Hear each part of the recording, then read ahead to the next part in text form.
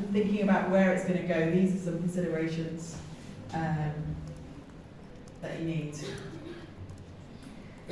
You might want to sort of kind of step in and create a group before someone else does, so that you have that control as well. So if lots of people are talking about your brand in general, then maybe that might be one of the reasons why that might be part of your purpose for having one, to get in there so you can control it before someone else does.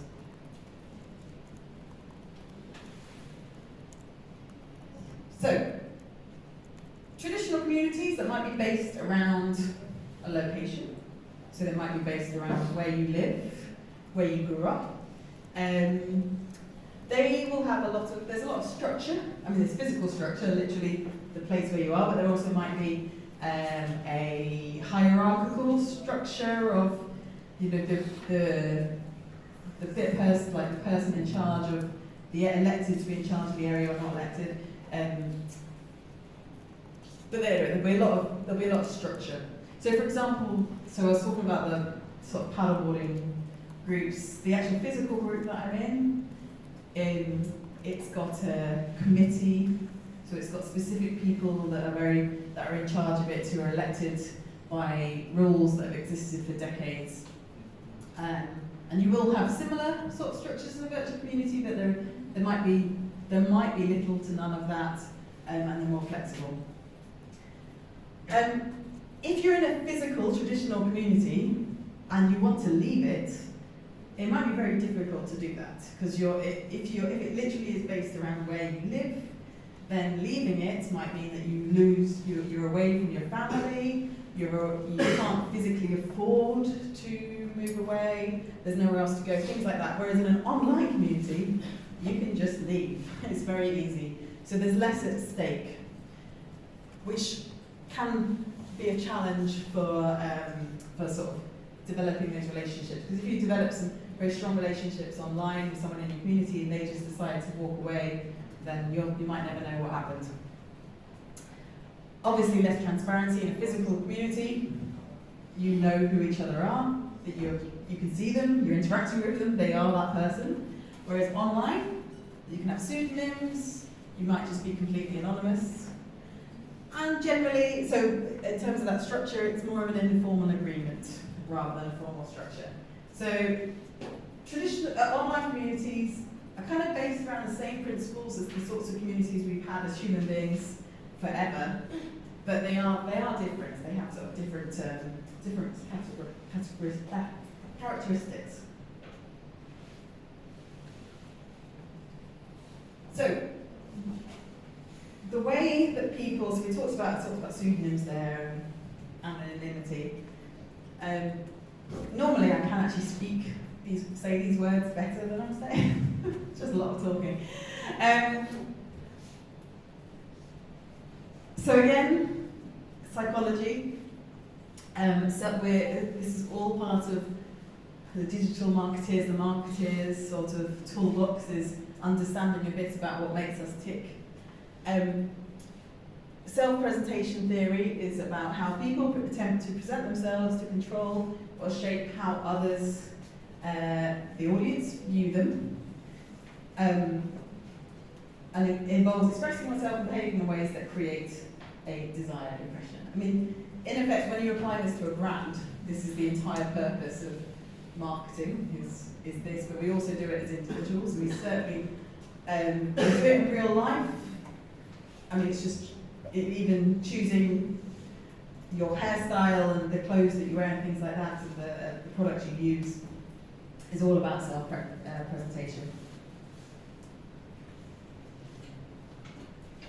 And then, as part of that, the information that you actually, so if you're a member of a community, the information that you share is all part of the way that you are choosing to present yourself. And what you do share depends on what group you're in, what community you're communicating in. What you share on Instagram, so if we're talking about platforms, what you share on Instagram is likely to be very, very different to what you're sharing on LinkedIn. So having an understanding of those different platforms and the way people use them and the way people present themselves on them. It's very important when you're managing an online community, because there's no point in having a group on LinkedIn where you're kind of asking people to reveal their sort of deepest, darkest secrets, because that isn't what they're on LinkedIn for. They're on LinkedIn to develop their professional network. So,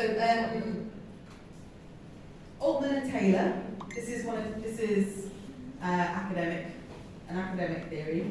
This is the Altman and Taylor's self-disclosure theory, which dates back to 1973, before online communities, because, as I say, psychology, human nature, psychology, not everything that relates to digital marketing needs to have been created in the world of digital. So their self-disclosure theory is that you will, that by gradually revealing emotions and experiences and listening to reciprocal sharing, people can gain a greater understanding of each other and display trust. It's what we want, or it's basically what we want from a brand, from our customers. So first of all, they'll reveal peripheral data, which could be where their name, how old they are, what gender they are, or where they live. And when you think about the sorts of things that, so you might have a private profile on Facebook or LinkedIn, but you might show your name and your picture, and it might show one or two other biographical things. You choose, but those are peripheral bits of data. The next level up is when you decide to share intermediate data. So that might be your attitudes, your values, or your opinions.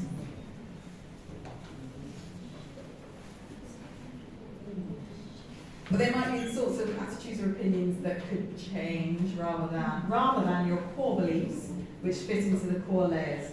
So your personal beliefs, needs, or fears, and those are the things that brands really, really want to know about their customers. Brands really, really want to know the fears and the needs of their customers, because then we know how we can sell them our products. That's the third layer, that's the core layer. So that kind of shows why developing an online community can help you get to know these things about your customers.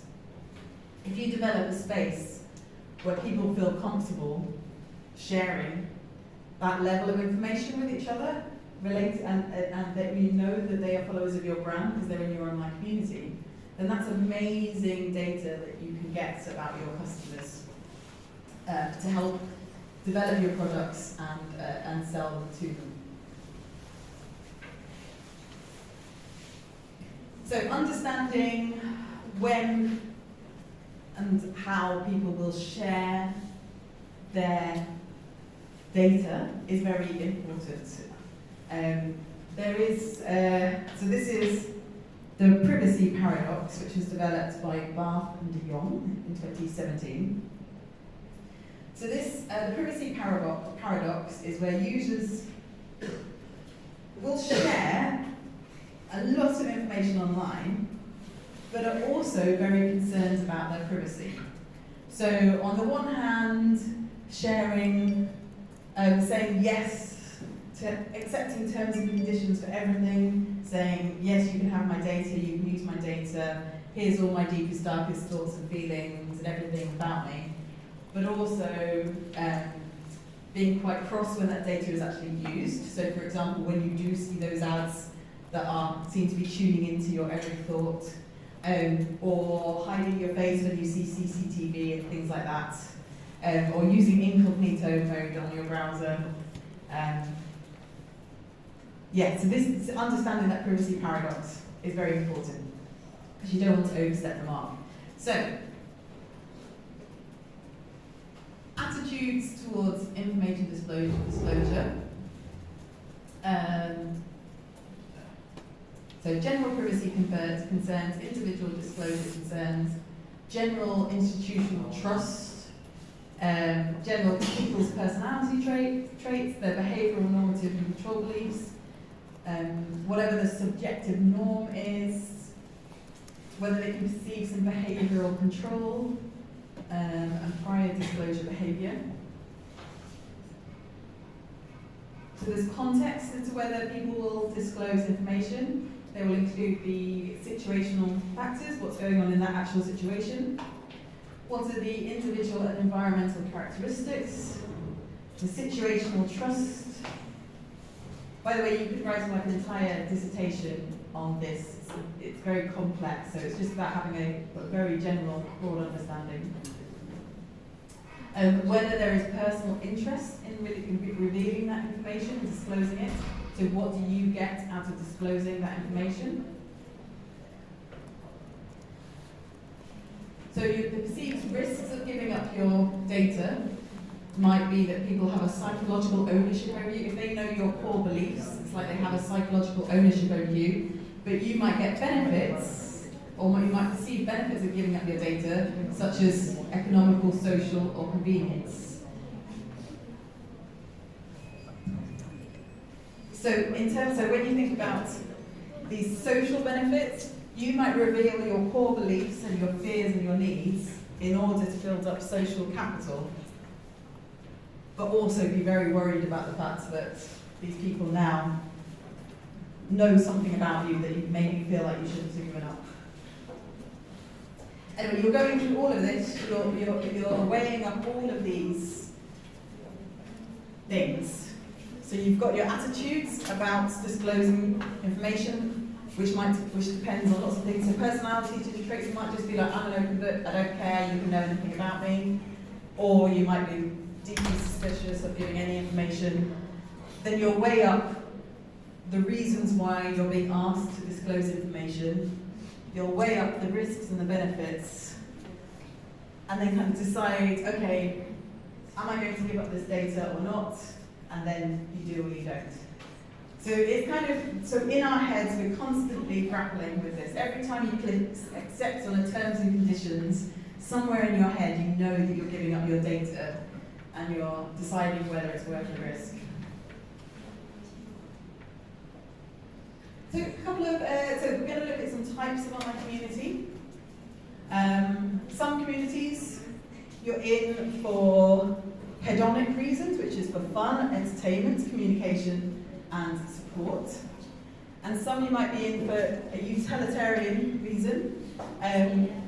So you're in the group for a reason. It might be to get information. It might be for your education. So, for example, if you're in a group that was made up of this class online, it'll be for information about the class. So My Beckett for this module is an online community like that. Or for contacts. So, for example, on LinkedIn, if you're in a group on LinkedIn, it might be because you want to develop contacts in your specific area of industry. Communities of practice are where you've got groups that are interested in specific topics, which might include people who actively work in the area or subject experts.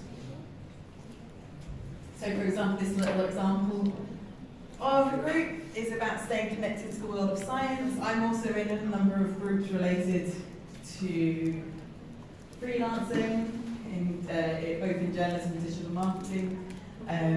So it's about having those groups where you can get that sort of expert knowledge, as well as sharing information with other people doing that work.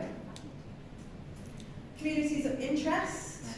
So, for example, the paddleboarding groups I'm in might be community of interest. We're just interested in paddleboarding. So the people in that group are curious about the thing. I'm sure lots of you are in groups like this, where it's just a community based around a certain thing. It might be a group connected around whoever that rapper was that performed at your prom the other night. I can't remember what they were called, but whoever that was. There might be a group online dedicated to liking that rapper. So that's a community of interest. A community of transaction.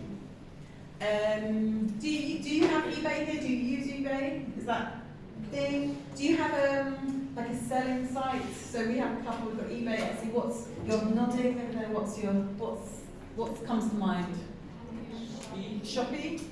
And on Shopee, I think so. Actually, when someone mentioned it before in a question, can you chat with other people? on Shopee, like people who like the same kind of, can you follow certain sellers and things like that on Shopee? You follow sellers, but like in chat, I say, oh, usually the boss there. So there's like, it might be, I suppose, you might follow certain sellers and have, you'll have reviews and ratings for those sellers. Yes. Presumably, yeah. So,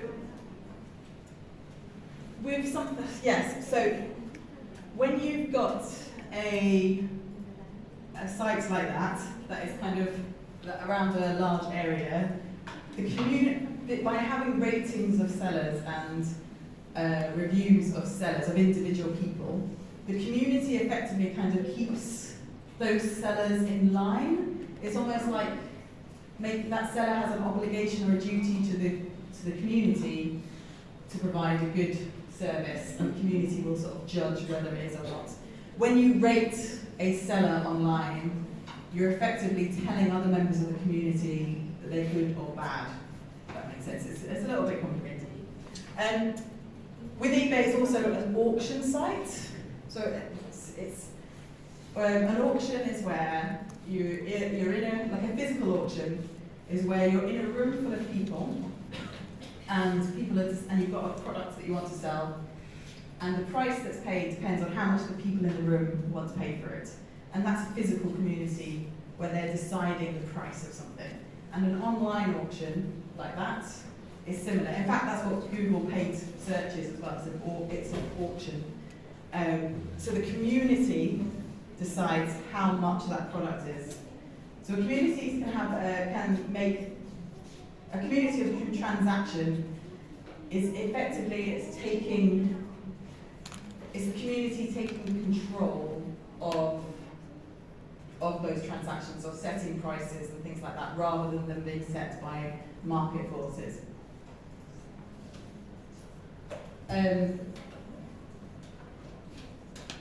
Communities of relationship are centred around life events offering emotional or psychological support.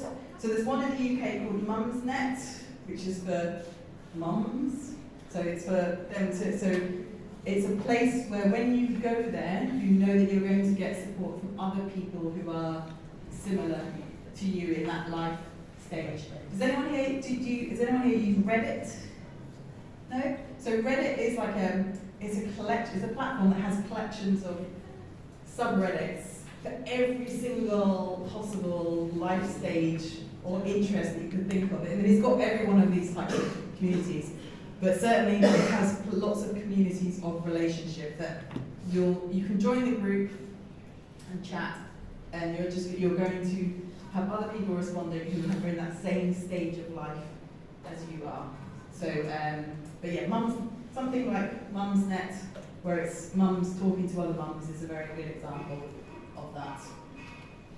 I'm sure lots of you might be in something like this, which is a community of fantasy, which are generally based around online games. So, and sometimes some of these might be where you will go to somewhere to talk about a game, but obviously some games are those communities themselves, where you will go, like Fortnite and things like that, Minecraft, where you're in a sort of virtual community. You're walking around, you're talking to people in those communities. I mean, and these are absolutely huge. But there are also, so as well as being a virtual community, there are so many places where people will go to discuss what's going on, like what's happening in the gameplay with other players. And these are really, really important for these brands. The more people, the stronger the communities based around these brands, the stronger the game is. So really, really, really important for these companies. And interestingly, you could know someone very well in one of these communities, but never really know who they are.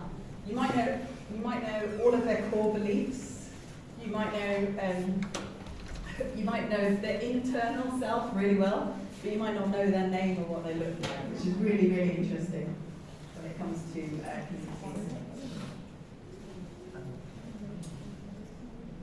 There are also communities for just people who, and these are probably the ones that are also the most obvious when you're talking about digital marketing, consumption communities. So this is where there might be a support site for a product where people go to ask questions about that product. The people answering might be people who work for the company, but they might just be other people who also use that product. And when someone really cares about your brand and they really care about the product, they will actively go and try and help other people use this product. Because when we like something, we want other people to like it too. It helps give us that sense of belonging and sense of community. So as a brand, this is the sort of thing that you might have. If you're selling a product, you might set up a space for people to really talk about to get support for the product that you're selling them.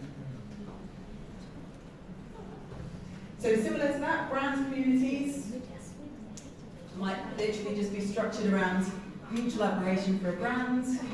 As we said earlier, they could be brand-owned or fan-owned, and they can lead to enhanced customer brand loyalty. So things like, and these don't necessarily have to be a formal group. It could literally be around saying, share your use of this hair product on Instagram using a particular hashtag, and then getting people to follow that hashtag and getting to know other people who also use that same product or just use that same brand. So it doesn't have to be a completely separate group. And a brand community could also just be based around using hashtags on things like Instagram. So Lego, do you know what Lego is? With a nod or a shake? Yeah, nods, okay. So Lego is a very handy present to get my 10-year-old niece and nephews. But it's the ultimate example. They have a website called Lego Ideas, and it's really the ultimate example of a successful brand community. It's got, at the time of writing this, it had over 1.8 million members. It may be more than that now. And so that's a couple of million people all connecting over their love of just using this toy. And they can show off what they do with it, they can get new ideas, they can take part in competitions and things like that. And it's a really, really successful way to really build that brand community. It was originally created with adult fans of Lego in mind, so for adults to join. Now it's for children can join as well, as long as they've got parental permission under 14. So it's a place for people to co-create, to innovate, to collaborate. They're encouraged to share their product ideas as well.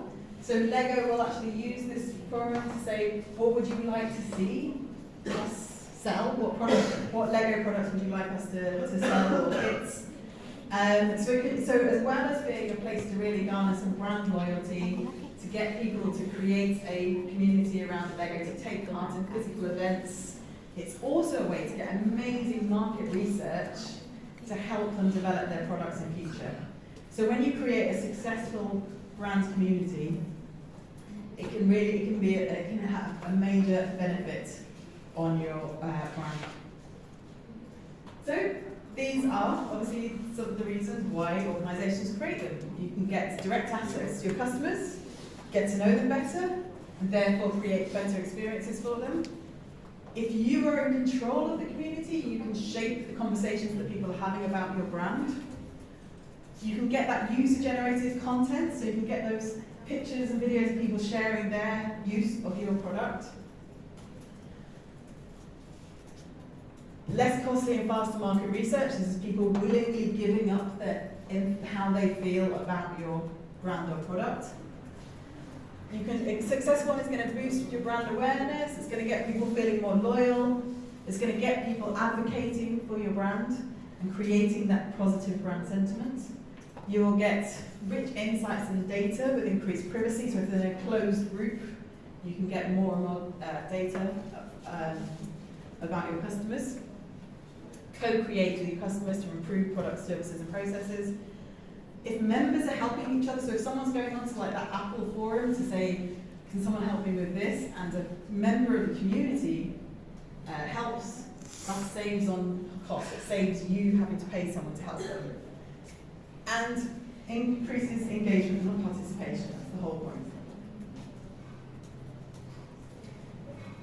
So when people are using a community for feedback, it's very important in a successful community to feel that people need to feel like the brand are actually listening to them. We saw how angry people can get when the brands don't respond, and that's the same true in a group.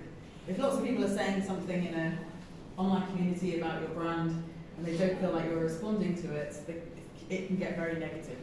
So when there is some feedback from someone in the community, you need to respond quickly, acknowledging within an hour is a very good bet. So if you've got a very busy worldwide online community, you really need to try and think about getting people to support that worldwide, so in different time zones. If you've got basic issues, you should try and solve it there and then, and if it's more complex, try and get it away from the community and solve using a private channel. So these are your kind of responsibilities when you are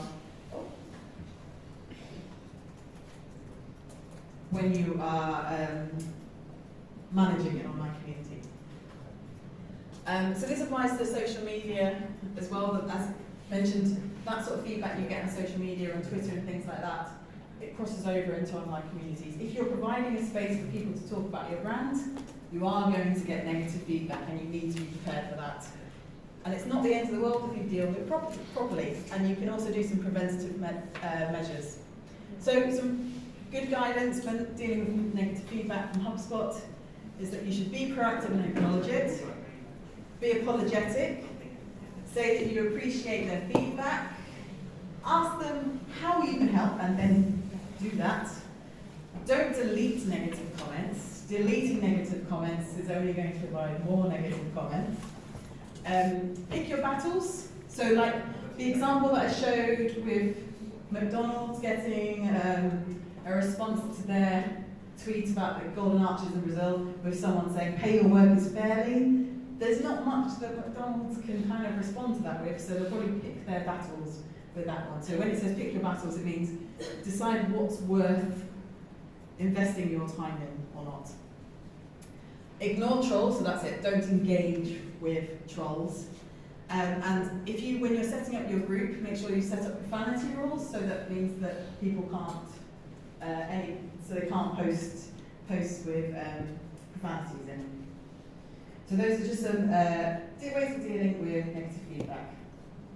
So hopefully now you have an understanding of online communities, an insight into the different types, into the benefits and challenges of online communities. And I saw that there were some questions. Yes, okay. Yes, right. I'm going to go for the community of transaction first. Yes, so community of transaction is basically a space where people are making transactions within a community. So it's a space like and it is easiest to think of it in terms of its physical counterpart, which would be like an auction or a marketplace where people are, like if you're in a market and there's two people selling lemongrass, just the first thing that came to my head. If there's two people selling lemongrass and